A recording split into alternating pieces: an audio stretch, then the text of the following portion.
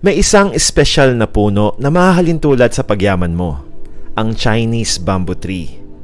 Kapag nagtanim ka ng seed ng bamboo tree na to sa magandang lupa, diligan at alagaan mo ng buong taon, ni wala kang makikitang usbong na lalabas. In fact, wala kang makikitang usbong sa loob ng 5 taon despite all your efforts sa pagdidilig at pag-aalaga. Kung hindi ka familiar sa puno na to, you'll quit. Iisipin mo na namatay yung seed. Then after 5 years, may biglang lalabas na maliit na usbong. At sa loob ng 6 na linggo, lalaki to ng up to 90 feet or halos ting taas ng 10 palapag na building. Ano yung nangyari sa loob ng 5 taon na wala kang nakikitang lumalabas sa lupa? It was growing its roots. Sa loob ng 5 taon, it was preparing itself for rapid, massive growth. At katulad ng Chinese bamboo tree, it takes 5 to 10 years of consistent work and discipline bago yumaman ng isang tao. At during that 5 to 10 years, kadalasan wala kang makikita magandang resulta. Yan ang dahilan kung bakit maraming taong nagkukwit. Kasi hindi sila familiar sa mga signs na malapit nang lumabas ang big success nila. Kaya sa video na to, malalaman mo ang 5 big signs na malapit ka nang yumaman. Kahit isa lang sa 5 signs na to ang meron ka, you're still on your way para maging isang millionaire.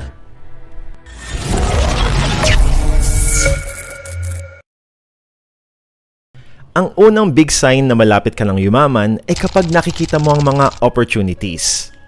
Maraming mga tao ang hindi nagpe-pay attention sa paligid nila. Masyado silang busy sa paglalaro ng mobile games, masyado silang busy sa pag-aabang ng latest chismis, masyado silang busy kaka-binge ng series sa Netflix. They are too busy, hindi nila nakikita yung mga opportunities sa harap nila. O kaya nakapokus lang sila kaka-complain sa mga problema. Kadalasan, ang opportunities ay nagdi-disguise as problems. Kaya kung ikaw yung taong hindi basta-basta sumusuko sa problema at hindi tumitigil hanggat hindi ito nasusolusyonan, isa tong magandang sign na madali mong makikita ang mga opportunities. Ang isa sa mga common na trait ng mga millionaires ay lahat sila mga problem solvers. They do not chase money. Naghahanap sila ng mga problema dahil kakambal nun ang opportunities. At once they found a solution to that problem, nagtatayo sila ng business around it. Tignan mo na lang yung mga successful na business sa lugar nyo. Lahat sila may sinosolve na problema. Maaaring may isang taong nakapansin na wala masyadong laundry shop sa lugar nyo, kaya naisipan niya magtayo ng laundry business. Maaaring may isang taong nakapansin na ang mamahal na mga bilihin sa inyo, kaya naisipan niyang kumuha ng mga items sa Divisoria at nagtayo ng tindahan na nakakapag-offer ng mas mababang presyo. Ano ba ang isa sa pinakamalaking problema natin lalo na sa Metro Manila? Traffic, di ba? At libo-libong mga taong hirap na hirap sa pagko-commute. Tignan mo na lang yung pila sa MRT. So ano ba yung way para mabilis na makarating ang mga tao sa pupuntahan nila lalo na kung traffic? Motor na pwedeng sumingit-singit. Kaya naman yung mga tropa kong sina Angeline Tam at George Royeca ay naisipang magtayo ng angkas. Kaya lagi mong tignan ang mga problema sa paligid mo dahil baka kakambal na pala nun ang opportunity makapagpapabago ng buhay mo. Ang big sign number 2 ay kapag you are living below your means. Kapag tinanong kita kung ano yung image ng isang multi-millionaire para sa'yo, for sure, iisipin mo yung mga taong nakatira sa malalaking mansyon na may mga mamahaling sasakyan, lagi mga designer clothes ang suot at sangkatutak ang mga alahas. Well, this is not usually the case kasi base sa extensive research na ginawa sa librong The Millionaire Next Door, itong mga taong to, well, karamihan sa kanila ay hindi naman talaga mga millionaires. They are simply high-earning individuals who are living a high-end life. Pero ang totoo, wala silang millions. They barely even have savings at investments kasi ginagastos lahat nila yung kinikita nila. On the other hand, ang mga true millionaires ay yung mga taong nasa simpleng bahay lang nakatira sa isang simpleng subdivision. Baka nga kapitbahay mo lang sila, hindi mo lang alam. This is because karamihan ng mga true millionaires ay very simple manamit. They don't drive very expensive cars. They have this habit na ilagay yung pera nila sa mga bagay na makapag-generate pa ng mas maraming pera, which we will talk about later. Sa madaling salita, They have a habit of living below their means. Isa to sa biggest secrets ng mga millionaires. Kaya naman mabilis nilang napadami ang pera nila. Dahil hindi agad nila tinataas ang lifestyle nila kahit pa lumaki na yung income nila. At ito naman ang biggest mistakes ng karamihan. They spend more than they earn. Alam mo ba na kapag bumili ka ng 7,000 pesos na Air Jordan shoes using a credit card at puro minimum lang yung binabayaran mo, it will take you roughly 23 years bago mo ma-pay off yung utang mo. 23 years for a 7,000 worth of shoes. E paano pa kaya kung more than 7,000 yung utang mo sa credit card at madami ka pang cards at loans? Okay lang naman bumili ka ng mga mamahaling bagay kung maning-mani lang sa iyo yon at marami ka pang matitirang pera. Pero kung hindi pa talaga kaya ng income mo, huwag mo muna pilitin. Ang problema, akala natin kasi ang pagkakaroon ng mga expensive na bagay ang magpapasaya sa atin. Pero ang totoo, having those expensive things will just complicate our lives. Bakit? Kasi expensive stuff will cost more money to maintain. At mapapabagal pa nito ang pagyaman mo dahil matatali ka sa malalaking bayarin for a long time. Kaya kung gusto mong yumaman, kailangan mong pigilin yung urge mo to flex. Be humble. Dahil ang pangatlong big sign na magiging millionaire ka balang araw ay kapag nakakapag-save ka at invest. Pagdating sa pag-handle sa pera, ang malaking problema ng maraming tao, kasama na ako few years ago, ay puro paggastos lang ang naituro sa atin. Isipin mo na lang yung lahat ng mga ads, mga commercials na napanood natin sa TV mula ng mga bata pa tayo. Lahat ng yun, tinuruan tayong maging gastador. Kaya naman maraming tao ang walang ipon at lubog pa sa utang. Pero the sooner you realize this, mas malaki yung chance na umasenso ka. Kagaya nga sinabi ko kanina, halos lahat ng mga millionaires ay nag-umpisa sa tamang pag-handle ng pera nila. They all save and invest. Yun ang malaking dahilan kung bakit nakapag-accumulate sila ng maraming pera over time. Palaging dahilan ng karamihan, naku, hindi pa ganun kalaki yung kita ko eh. Once lumaki na, saka ako magsisave at mag-i-invest. This is a lie. Why? Kasi kung hindi ka makapag-save ng 500 pesos o 1,000 pesos mula sa sweldo mong 20,000 pesos, what makes you think na kaya mong i-handle ang 100,000 pesos o 1 million pesos? Chances are, you won't. Paglalaho din yun agad ng parang bula. Kasi it's not the amount that counts, it's the habit that counts. Kaya make that habit. Start small. Una mong i-prioritize having an emergency fund na katumbas ng 3 to 6 months ng sahod mo, then focus on investing.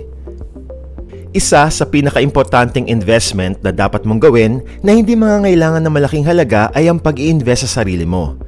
Buy books, attend seminars, o manood ka ng mga makakabuluhang videos na makakatulong sa development mo at ng skills mo. At ang isa pang mahalagang investment na dapat mong gawin sa pera mo ay ilagay ito sa mga assets na makapagbibigay sa iyo ng maraming pera over time, kagaya ng pag-i-invest sa mga properties o pagtatayo ng businesses o pag-i-invest sa paper assets, kagaya ng stock market. At alam mo ba na sa halagang 1,000 pesos lang, makakapag-umpisa ka na mag-invest sa stock market? Yes, 1,000 lang o katumbas lang yon ng 2 Alfonso Lights. Kesa magpakalasing ka, ibili mo na lang yun ng stocks ng mga giant companies dito sa Pilipinas. Habang ginagawa ko to, ang Metrobank ay binebenta ang shares nila sa halagang 60 pesos per share. At kailangan mo ng at least 10 shares to invest. So 600 pesos lang meron ka ng shares ng Metrobank. Sa Alfonso Light, 2 lang mabibili mo, malalasing ka pa. Pero dito, 10 shares na mabibili mo, kikita pa yung pera mo. Kung gusto mo malaman kung paano mag-umpisa mag-invest sa stock market, i-check mo yung video na to mamaya. Ang pang-apat na big sign na magiging millionaire ka very soon ay when you have a plan. Meron kang plano para yumaman. Dahil kadalasan, walang magandang nangyayari sa buhay nang dahil lang sa aksidente. Imaginein mo may na-meet kang lalaking sobrang ganda ng katawan, lalo na yung 6-pack abs niya.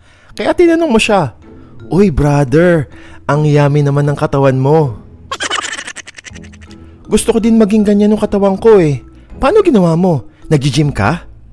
And then ang sasagot niya sa'yo, ha? Hindi pre, aksidente lang lahat to. Paggising ko kanina umaga, ganyan na katawan ko eh. Maniniwala ka ba? Of course not, di ba? Sinadya niyang pagandahin yung katawan niya. Meron siyang mga specific na bagay na ginawa. Kumain siya ng mga specific foods, nag-train siya ng specific training on a regular basis, naging disiplinado siyang gawin lahat to for a long time, kaya nakuha niya yung katawan na gusto niya. He knows exactly what he was doing. In other words, meron siyang plano. It's exactly the same sa pagyaman. Lahat ng millionaires know exactly what they were doing to reach that level of income. They develop a plan and they stick to that plan. They understand na hindi sila yayaman kapag umasa lang sila sa trabaho nila. Maaaring they set up a business on the side, they keep adding sources of income, and they keep saving and investing. You have to have a plan. Aralin mo yung mga successful na taong kilala mo and follow what they did. At syempre, kung may napupulot kang magandang aral sa video na to, huwag mo namang kalimutang pitikin yung like button. Salamat. At ang panglimang big sign ay when you are a giver. Maraming mga tao ang magdi-disagree dito and will say, paano ako makakapag-ipon ng yaman kung magbibigay pa ako? It doesn't make sense. I get it. Kasi for a long time, ganito din yung thinking ko about giving. But now, I know better. And here's why. Because of the blessings na dadating sa buhay mo when you give. There are many blessings pero I will tell you the 5 biggest blessings.